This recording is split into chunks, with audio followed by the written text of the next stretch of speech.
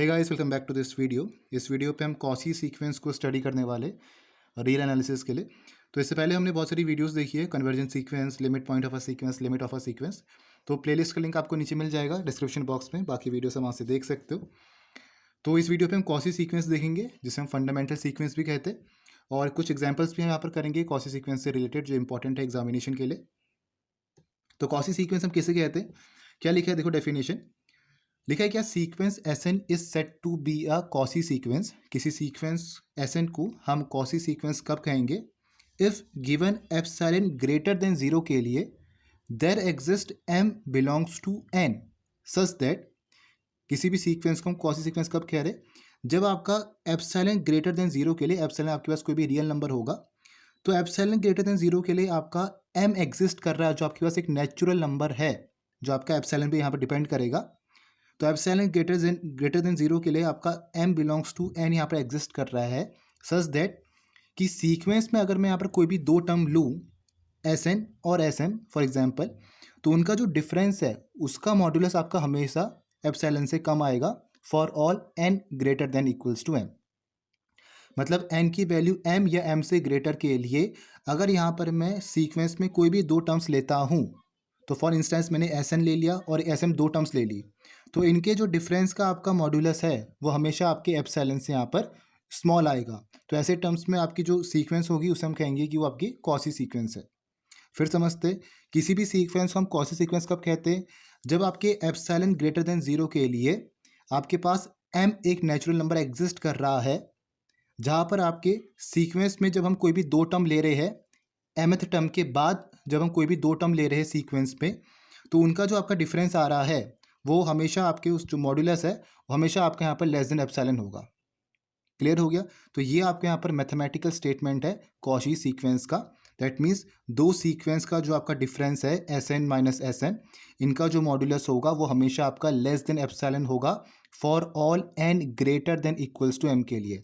मतलब n की value जब आपकी m या m से ऊपर होगी, मतलब एक हमने सीक्वेंस में mth टर्म मान लिया, mth टर्म के बाद हम कोई दो टर्म्स ले रहे हैं सीक्वेंस में, जिसमें हमने एक Sn माना और एक Sm माना, उनका जो डिफरेंस है उसका मॉड्यूलस हमेशा आपका एप्सिलॉन से कम होगा। और एप्सिलॉन आपके पास कोई भी रियल नंबर है जो ग्रेटर देन जीरो है, और एप्सिलॉन की वैल्यू किस पे डिपेंड करेगी, इस m पे आपका डिपेंड करेगा कि वो mth टर्म हम कौन सी ले रहे हैं, उसके हिसाब से आपकी e की वैल्यू यहाँ पर डिसाइड होगी।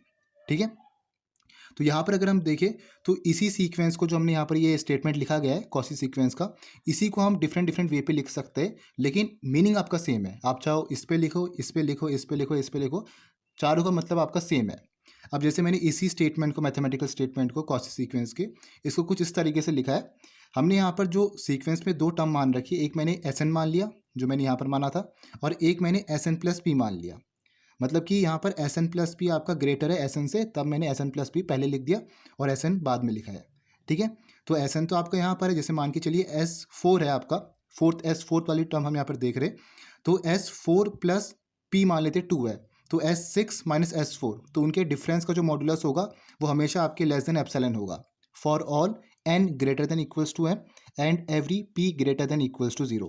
मतलब n की वैल्यू m या m से ग्रेटर के लिए हमने यहाँ पर सीक्वेंस में दो टर्म्स मानी है, एक Sn प्लस पी है और एक Sn है, जिसका डिफरेंस का मॉड्यूलस आपका हमेशा एप्सिलॉन से यहाँ पर लेस है। तो इसका मीनिंग और इसका मीनिंग आपके यहाँ पर दोनों का सेम है। सिमिलरली मैं इसको m के टर्म से भी लिख सकता हूँ। यहाँ पर मैंने सीक्वेंस दो, एक Sm मान रखा और Sm प्लस p मान रखा है। ठीक है। p आपके पास कोई भी यहाँ पर एक नेचुरल नंबर है जो आपके पास यहाँ पर Sm से ग्रेटर है, क्योंकि Sm तो आपके पास ये है, तो Sm प्लस पी आपके Sm से ग्रेटर ही होगा। अगर आपका S3 है तो आपका S3 प्लस पी है, मतलब S3 से आपका ग्रेटर है, तभी आपका Sm प्लस पी पहले लिखा गया है कि मतलब ये पॉजिटिव रहेगा। तो Sm plus P minus Sm का जो मॉड्यूलस होगा it is less than epsilon for all p greater than equals to 0। तो इन तीनों का मतलब या इन चारों का मतलब आपका सेम है। तो फोर्थ अगर आप देखो तो Sp माइनस SQ का जो मॉड्यूलस है, अगेन ये आपके सीक्वेंस में हमने कोई दो टर्म्स उठा रखी है, तो इनका जो आपका डिफरेंस का मॉड्यूलस है वो हमेशा आपका लेस देन एप्सिलॉन है for all P Q greater than equals to m के लिए। मतलब हम कोई एक सीक्वेंस में mth टर्म मान रहे, तो उसके बाद हम कोई यहाँ पर दो वैल्यूज उठा रहे सीक्वेंस में, और इन सीक्वेंस का जो आपके उन टर्म्स के जो आपके यहाँ पर डिफरेंस है, उनका जो मॉड्यूलस है वो हमेशा आपका लेस देन एप्सिलॉन है। तो इसका मतलब आपका ये है। तो S P minus S Q का जो मॉड्यूलस है लेस देन एप्सिलॉन आपको ये बता रहा है कि एस पी और एस क्यू की जो टर्म है उनके जो बीच में जो आपका डिफरेंस है वो आपका बहुत कम है। तो ये आपको यहाँ पर बता रहा है for all P Q greater than equals to M के लिए। ठीक है, तो एक बार हम रिवाइज कर लेते हैं। अभी तक हमने क्या देखा, कॉशी सीक्वेंस हम किसे कहते हैं, कोई सीक्वेंस आपकी कॉशी सीक्वेंस कब होगा, जब एप्सिलॉन ग्रेटर देन जीरो के लिए, किसी भी एप्सिलॉन ग्रेटर देन जीरो के लिए आपके पास एम एक नेचुरल नंबर एग्जिस्ट कर रहा है सच दैट कि आपके पास अगर हम सीक्वेंस में कोई भी दो टर्म लेते हैं उस mth टर्म के बाद, उस mth टर्म के बाद अगर मैं कोई भी दो टर्म लेता हूँ सीक्वेंस में, तो उनके बीच का जो आपका डिफरेंस होगा उनका मॉड्यूलस हमेशा आपका एप्सिलॉन से लेस होगा। ये बात आपकी यहाँ पर कही गई है। तो अगर ऐसा होता है तो सीक्वेंस आपकी कॉशी सीक्वेंस है। बस इसी को हमने डिफरेंट डिफरेंट तरीके से लिखा गया है। इसलिए लिखा गया है कि आपके न्यूमेरिकल्स में अलग अलग तरीके से यूज़ हो सकते हैं। अब जैसे मैंने इसको एस एन और एस एन प्लस पी करके लिख दिया, तो है तो आपकी सीक्वेंस की ही टर्म। अब जैसे ये आपके पास एस एम और एस एम प्लस पी है, तो ये भी आपकी सीक्वेंस की टर्म है। अगेन आपके पास हमने S P minus S Q लिख दिया, तो एस पी एस क्यू भी आपकी एक सीक्वेंस की टर्म है। ये भी आपके नेचुरल नंबर्स दिए पी और क्यू, जो आपकी greater than equals to M है। ठीक है, तो यहाँ पर हम बात करें एम और एम से ऊपर की जो भी आपके यहाँ पर टर्म्स है उनके बीच का हम जब डिफरेंस लेते हैं, उनका मॉड्यूलस जब हम लेते हैं तो हमेशा आपका वो लेस देन एप्सिलॉन होगा। तो ऐसे केस में वो आपकी सीक्वेंस कॉशी सीक्वेंस कहलाएगी। तो कुछ एग्जांपल्स यहाँ पर अब लेते हैं। पहले एग्जांपल आपको दे रखा है, सीक्वेंस आपके पास 1/n है। हमें ये प्रूफ करना है कि जो सीक्वेंस है आपकी कॉशी सीक्वेंस है। तो हम कॉशी सीक्वेंस दिखाने के लिए हमें क्या दिखाना पड़ेगा कि आपका जो S N minus S M का मॉड्यूलस है वो आपका लेस देन एप्सिलॉन है for all N greater than equals to M के लिए। तो अगर यहाँ पर हम एम की वैल्यू फाइंड कर देते और हम ये दिखा देते कि आपका जो टर्म्स के बीच में डिफरेंस है S N minus S M का मॉड्यूलस अगर वो लेस देन एप्सिलॉन आता है तो 1/n आपका यहाँ पर एक कॉशी सीक्वेंस होगी। तो यहाँ पर हमने लिखा है let the given sequence be S N where S N equals to 1/n, जो सीक्वेंस हमें दे रखी है। तो अगर आपका n greater than equals to m है, जो हम सीक्वेंस की डेफिनेशन से यहाँ पर कह रहे हैं for all n greater than equals to m, तो ऐसे केस के लिए हम यहाँ पर क्या लिख सकते हैं, S N minus S M का जो मॉड्यूलस होगा, क्योंकि हमें यही चीज़ प्रूफ करना है कि ये जो आपका टर्म्स के बीच में जो डिफरेंस है इसका जो मॉड्यूलस है वो आपका लेस देन एप्सिलॉन है for all n greater than equals to m के लिए। तो यहाँ पर हम S N minus S M का मॉड्यूलस ले रहे। एस एन हमारे पास क्या 1/n है, तो modulus 1/n minus S M को मैं लिख सकता हूँ 1/m, एस एन को 1/m लिख सकता हूँ मैं। तो इसका एलसीएम लेंगे तो क्या आएगा, m minus N over n times m। ठीक है, अब यहाँ पर हम देखिए अगर इसका मॉड्यूलस का साइन हटाएंगे तो यहाँ पर आपका 1/n लेस है 1/m से, तो यहाँ पर आपका n माइनस m हो जाएगा, जहाँ ना कि m माइनस n, क्योंकि इसमें अगर हम देखें अगर आपका n ग्रेटर देन m है, क्योंकि हम n greater than equals to m की बात कर रहे हैं, तो n ग्रेटर देन m होगा तो 1/n आपका लेस देन 1/m हो जाएगा, क्योंकि साइन चेंज हो गया तो इनइक्वालिटी भी आपकी यहाँ पर चेंज हो जाएगी। जब हम अपोजिट रेसिप्रोकल करेंगे तो इनइक्वालिटी आपकी चेंज होगी, तो 1/n आपका लेस देन 1/m होगा। ठीक है, तो यहाँ पर अगर हम देखें तो यहाँ पर आपके पास 1/n पे प्लस साइन है, तो हमें यहाँ पर माइनस साइन लगाना पड़ेगा जब अगर हमें इसको 1/m को पॉजिटिव दिखाना है तो ऐसे केस के लिए हमने क्या करा, हमने m माइनस एन को उल्टा लिख दिया n माइनस एम के फॉर्म पर। ठीक है, तो n minus M over N M हो गया यहाँ से। अब इसको हम कुछ ऐसे लिख सकते हैं n minus M over n into 1/m। ठीक है, अंदर आप मल्टीप्लाई कराओगे ढंग से करोगे तो कैंसिल होकर आपका 1/m आएगा माइनस 1/n आएगा। अब यहाँ पर अगर हम देखें तो 1/m से आपका 1/n माइनस हो रहा है, मतलब 1/m से आपका 1/n माइनस हो रहा है, तो it will be less than 1/m। आपका 1/m से ही माइनस 1/n हो रहा है, तो मतलब आपके 1/m से कुछ कम हो रहा है, दैट मीन्स हमेशा आपका ही लेस देन 1/m ही रहेगा। तो यहाँ से हम लिख सकते हैं S N minus S M का जो मॉड्यूलस है it is equals to 1/m minus 1/n and it is less than 1/m। अब जब आपका m यहाँ पर नेचुरल नंबर को बिलोंग कर रहा है such that m is greater than one by epsilon, जब आपका m यहाँ पर नेचुरल नंबर को बिलोंग कर रहा है और m आपका ग्रेटर है 1/एप्सिलॉन से, तो यहाँ से हम लिख सकते हैं e will be greater than 1/m। तो ऐसे केस के लिए हम यहाँ पर क्या लिखेंगे, देन जो आपके पास S N minus S M का जो मॉड्यूलस होगा वो किसके इक्वल होगा, 1/n माइनस 1/m की मॉड्यूलस के, जो आपका लेस देन एप्सिलॉन होगा for every n greater than equals to m के लिए। अब ये हमने लेस देन एप्सिलॉन कहाँ से लिखा, पीछे हमारा क्या आया था, यहाँ पर देखो यहाँ पर आया था हमारे पास 1/m माइनस 1/n, मतलब S N minus S M का जो मॉड्यूलस था it is less than 1/m। ठीक है, और यहाँ हमारे पास क्या है 1/m is less than epsilon, तो यहाँ से हम लिख सकते हैं S N minus S M का जो मॉड्यूलस है it is less than epsilon, ठीक है। और यहाँ से हमें m की वैल्यू भी मिल गई, m is greater then 1/e के लिए आपका जो यहाँ पर इन टर्म्स के बीच में डिफरेंस का मॉड्यूलस होगा वो हमेशा आपका लेस देन e रहने वाला है। तो हमें यहाँ पर एक m की वैल्यू मिल गई which is greater then 1/e, जिसके बाद अगर हम कोई भी दो टर्म्स उठाए उनका जो डिफरेंस का मॉड्यूलस होगा वो हमेशा आपका लेस देन एप्सिलॉन ही होगा। तो यहाँ से हम कंक्लूड कर सकते हैं कि जो आपका S N minus S M का मॉड्यूलस है it is less than epsilon for N greater than equals to M. और यहाँ पर m की वैल्यू क्या थी, m की वैल्यू जो अभी हमने फाइंड करी 1/एप्सिलॉन, ये आपकी यहाँ पर n की वैल्यू है, ठीक है। तो n की वैल्यू जब आपके पास 1/एप्सिलॉन है उसके ग्रेटर के लिए आपके हमेशा जो डिफरेंस आपका होगा टर्म्स के बीच का उसका जो मॉड्यूलस होगा वो आपका हमेशा लेस देन एप्सिलॉन यहाँ पर रहने वाला है। तो ये सीक्वेंस जो आपके पास है 1/n, ये सीक्वेंस आपका एक कॉशी सीक्वेंस है, क्योंकि हमने यहाँ पर फाइनली ये चीज़ प्रूव कर दिया है कि S N minus S M का जो मॉड्यूलस है it is less than epsilon, और यही चीज़ हमें यहाँ पर कॉशी सीक्वेंस में प्रूव करनी होती है। एक और एग्जाम्पल देखते हैं सीक्वेंस का, n/1 + n हमारे पास सीक्वेंस, हमें प्रूव करना है कि ये सीक्वेंस आपकी कॉशी सीक्वेंस है या नहीं है, ठीक है। तो इसमें अगर हम देखें यहाँ पर, तो by the definition of Cauchy sequence यहाँ पर हम लिख सकते हैं an माइनस am का मॉड्यूलस, या आप sn माइनस sm का मॉड्यूलस भी लिख सकते हो। तो ऐसे अगर हम करें तो हम an की जगह लिख सकते हैं n/1 + n, और am की जगह लिख सकते हैं m/1 + m, ठीक है। अब यहाँ पर हमने क्या करा, न्यूमरेटर पे इसको अगर प्रॉपर तरीके से हमें लिखना है तो हमने यहाँ पर न्यूमरेटर पे 1 ऐड करा और 1 सब्ट्रैक्ट करा। सिमिलरली हमने यहाँ पर भी 1 ऐड करा और 1 सब्ट्रैक्ट करा। ये करने से क्या हुआ, 1 + 1 n और 1 + n आपका सेपरेट हुए तो 1 आ गया, -1/1 + n। और यहाँ पर क्या हुआ 1 + m ओवर 1 + m, ये आपका 1 बना, और यहाँ पर माइनस माइनस प्लस 1/1 + m बन गया। 1 से 1 कैंसिल हो गया, बचा आपके पास 1/1 + m माइनस 1/1 + n बचा, ठीक है। अब हमें यहाँ पर चेक करना है कि आपके पास यहाँ पर जो ये 1/1 + m पॉजिटिव है या नेगेटिव है, या 1/1 + n ये आपके पास नेगेटिव है पॉजिटिव है, उस हिसाब से हम मॉड्यूलस के साइन को हटाएंगे। तो हमें यहाँ पर पता है कि n आपका ग्रेटर देन m है, ये तो हम पहले से मान के चल रहे हैं n is greater than m, क्योंकि इसके ऊपर की वैल्यूज़ के लिए आपके पास जो सीक्वेंस के टर्म्स का जो डिफरेंस है उसका मॉड्यूलस आपका लेस देन एप्सिलॉन है। तो n अगर आपका ग्रेटर देन m है तो n + 1, और आपका जो अगर हमसे +1 ऐड करें तो n + 1 ये भी आपका ग्रेटर होगा m + 1 से। इसका रेसिप्रोकल करोगे तो साइन आपका चेंज हो जाएगा, 1/n + 1 it is less than 1/m + 1, ठीक है। और यहाँ से अगर हम देखें तो आपका जो 1/m + 1 है ये आपका पॉजिटिव है, दैट मीन्स ये आपका यहाँ पर सही है।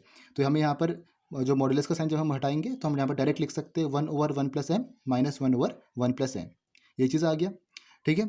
अगेन जैसे हमने प्रीवियस क्वेश्चन पे किया था 1/1 + m माइनस 1/1 + n में, इसमें अगर हम देखें तो ये आपका हमेशा लेस होगा 1/1 + m से, क्योंकि हम 1/1 + m से ये टर्म यहाँ पर माइनस कर रहे हैं, -1/1 + n, मतलब इसमें से हम कुछ माइनस कर रहे हैं, that means it will be always less than 1/1 + m। तो यहाँ पर हम कुछ ऐसे लिख सकते हैं, ठीक है। अब लिखा है if you take m belongs to n, अगर हम m एक नेचुरल नंबर लेते हैं सच दैट 1/1 + m, जो हमने यहाँ पर लिखा है 1/1 + m it is less than epsilon, जो हम प्रीवियस क्वेश्चन पे भी कर रहे थे। तो 1/1 + m लेस देन एप्सिलॉन, तो देन यहाँ पर हम क्या कर सकते हैं, S N minus S M का जो मॉड्यूलस होगा या A N minus A M का जो मॉड्यूलस होगा it will be less than 1/1 + m, and हम इससे देख सकते हैं it is less than epsilon, क्योंकि ये आपका 1/1 + m it is less than epsilon, तो हम यहाँ पर डायरेक्ट लिख सकते हैं S N minus S M का जो मॉड्यूलस है it will be less than epsilon, ठीक है। तो यहाँ पर मैं क्या बोलूँगा कि if 1 + m is greater than one by epsilon, अगर आपका 1 + m it is greater than one by epsilon, then S N minus S M का modulus it is less than epsilon. और यहाँ से अगर मैं m की वैल्यू फाइंड करूँ तो क्या आएगा, m is greater than one by epsilon -1, then A N minus A M का जो मॉड्यूलस है या S N minus S M का जो मॉड्यूलस है it will be less than epsilon, ठीक है। तो हमने यहाँ पर ये प्रूफ कर दिया कि जो आपके पास m ग्रेटर देन 1/एप्सिलॉन -1 के ऊपर जितनी भी आपकी वैल्यूज़ होगी, तो अगर यहाँ पर उनके उसके ऊपर की अगर हम कोई भी दो टर्म्स का डिफरेंस ले तो उसका मॉड्यूलस आपका हमेशा लेस देन एप्सिलॉन आएगा। तो ये चीज़ हमने यहाँ से प्रूफ कर दी, और m हमें यहाँ पर पता चल गया वो आपके पास 1/एप्सिलॉन -1 है, ठीक है। तो यहाँ से हमने ये प्रूफ कर दिया कि जो सीक्वेंस है आपके पास n/1 + n ये आपकी एक कॉशी सीक्वेंस है। एक और हम यहाँ पर क्वेश्चन लेते हैं, लास्ट क्वेश्चन है आपका n² आपके पास सीक्वेंस दे रखा है, हमें बताना है कि सीक्वेंस आपके पास कौन सी सीक्वेंस है या नहीं है। तो वैसे इसमें डायरेक्ट देख सकते हैं, वैसे कॉशी सीक्वेंस आपकी वो रहती है जो कोई भी सीक्वेंस अगर आपकी कन्वर्ज कर रही है तो आपकी वो कॉशी सीक्वेंस होगी। तो यहाँ से अगर हम देखेंगे सीक्वेंस से तो आपका एन स्क्वायर है यहाँ पर।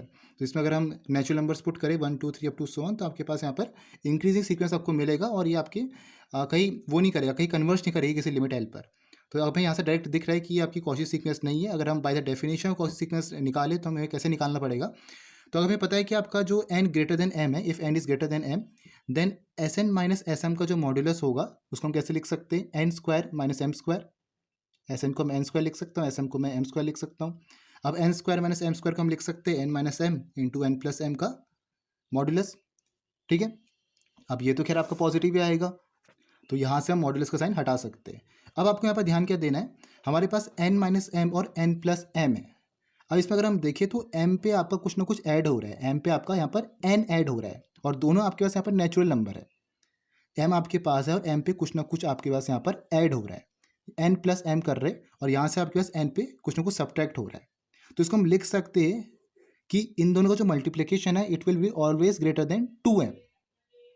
ठीक है, जैसे फॉर एग्जांपल मेरे पास अगर हम n की वैल्यू 2 मान लेते हैं, क्योंकि हम n ग्रेटर देन m की बात कर रहे हैं, तो n की वैल्यू अगर मैं 2 मानूँ और m की वैल्यू मैं 1 मानूँ, तो 2 + 1 3 आपके पास यहाँ पर हो गया। ठीक है, और 2 - 1 आपके पास यहाँ पर हो गया, तो आपके पास 3 यहाँ पर बनेगा। तो 3 will be always greater than 2m, और m हमारे पास 1 था तो it will B 3 will be always greater than 2। तो इस तरीके से हम मान सकते हैं, क्योंकि m पे कुछ ना कुछ आपके पास यहाँ पर ऐड हो रहा है, n प्लस m हो रहा है, मतलब कुछ ना कुछ आपके पास ऐड हो रहा है, तो it will be always greater than 2m। हमेशा आपका 2m से ग्रेटर ही रहेगा। ठीक है, for any value of m। तो यहाँ से अगर हम देखें तो हमारे पास जो मल्टीप्लिकेशन आ रहा है n माइनस m और n प्लस m का, जो हमारे पास फाइनली यहाँ से आया, तो हम यहाँ बोलेंगे कि n माइनस m और n प्लस m का जो मॉड्यूलस है it is always greater than 2m for any value m की हम कोई भी वैल्यू यहाँ पर ले, तो हमेशा आपका जो ये यहाँ पर इनका प्रोडक्ट आएगा, जब इसको हम सॉल्व करेंगे तो हमेशा आपका 2m से ग्रेटर ही आएगा। ठीक है, तो ऐसे केस के अगर मैं एप्सिलॉन 1 मान लेता हूँ, फॉर एग्जाम्पल अगर मैंने एप्सिलॉन को 1 मान लिया, तो वो क्या होगा आपका, वो तो फिर आपका 2m से स्मॉल हो जाएगा, क्योंकि आपके पास 2m है, मतलब m आपके पास कुछ ना कुछ नेचुरल नंबर है। तो m पे अगर हम 1 2 3 कुछ भी पुट करें, वो तो आपके यहाँ पर एप्सिलॉन इक्वल्स टू 1 से आपको ऊपर ही बड़ा ही वैल्यू आएगी आपके पास। तो अगर यहाँ पर मैं एप्सिलॉन को 1 मान लेता हूँ, कोई भी रियल नंबर मैंने 1 मान लिया, स्मॉलेस्ट नंबर, तो यहाँ पर अगर हम देखें तो 2m हमेशा आपका यहाँ पर ग्रेटर देन 1 ही आएगा, ग्रेटर देन एप्सिलॉन यहाँ पर आएगा। तो यहाँ पर हम कोई भी पॉजिटिव इंटीजर m फाइंड नहीं कर पा रहे, सच दैट कि आपका जो यहाँ पर n square minus m square का जो डिफरेंस है उसका मॉडुलस आपका हमेशा लेस देन एप्सिलॉन है। हम यहाँ पर कोई भी m की वैल्यू फाइंड आउट नहीं कर पा रहे, क्योंकि हमेशा आपका जो ये 2m की वैल्यू है, ये जो आपको यहाँ पर दिख रहा है 2m हमेशा आपका एप्सिलॉन से ग्रेटर ही आ रहा है, क्योंकि ये 2 टाइम्स m है और m आपके पास कोई ना कोई नेचुरल नंबर है। तो m को आप 1 2 3 कुछ भी पुट करो, ये हमेशा आपका एप्सिलॉन से ग्रेटर ही आएगा। तो यहाँ पर हमने एग्जांपल लेके e इक्वल्स टू 1 मान लिया, एप्सिलॉन आप हमने 1 मान लिया, तो ये आपका 2m it will be greater than 1। तो यहाँ पर हमें कोई m की वैल्यू नहीं मिल रही जिसके ऊपर हम ये कह सके कि अगर हम किसी भी दो टर्म्स का डिफरेंस ले, उसका मॉड्यूलस अगर हम देखें तो आपका एप्सिलॉन से कम आएगा। तो हमें यहाँ पर कोई m की वैल्यू फाइंड आउट नहीं हो पा रही है। तो इसलिए ये जो आपका सीक्वेंस है n स्क्वायर, ये आपका एक कॉशी सीक्वेंस नहीं है। ठीक है, तो यहाँ पर हम लिख सकते हैं we can not find a positive integer m such that n square m square का जो मॉड्यूलस है it is less than epsilon for all n greater than equals to m के लिए। तो यहाँ पर हम m की वैल्यू फाइंड आउट नहीं कर पा रहे, तो इसलिए आपका जो ये सीक्वेंस है ये कॉशी सीक्वेंस आपका नहीं रहेगा। ठीक है, तो इस वीडियो पे हमने कॉशी सीक्वेंस के साथ डील करा। अभी आपके पास दो और इंपॉर्टेंट थ्योरम्स है कॉशी सीक्वेंस की, जो हम नेक्स्ट वीडियो पे यहाँ पर बात करेंगे। तो उसमें आपकी एक तो थ्योरम ये है कि अगर एस एन आपके पास कोई भी कॉशी सीक्वेंस है तो एस एन आपकी बाउंडेड होगी, और सेकंड आपकी मोस्ट इंपॉर्टेंट थ्योरम है कॉशी कन्वर्जेंस क्राइटेरियन, वो भी हम नेक्स्ट वीडियो पे कवर करेंगे। उसमें आपका ये था कि a sequence converges if and only if it is a Cauchy sequence. कोई भी सीक्वेंस जब आपकी कन्वर्ज कर रही है वो तभी करेगी जब आपकी कॉशी सीक्वेंस होगी। ठीक है, तो ये दो थ्योरम्स हम नेक्स्ट वीडियो पे कवर करेंगे। तो hope you like this video, बाकी वीडियोस आपको प्लेलिस्ट में मिल जाएंगे। तो मिलते हैं नेक्स्ट वीडियो पे। Thank you for watching this video.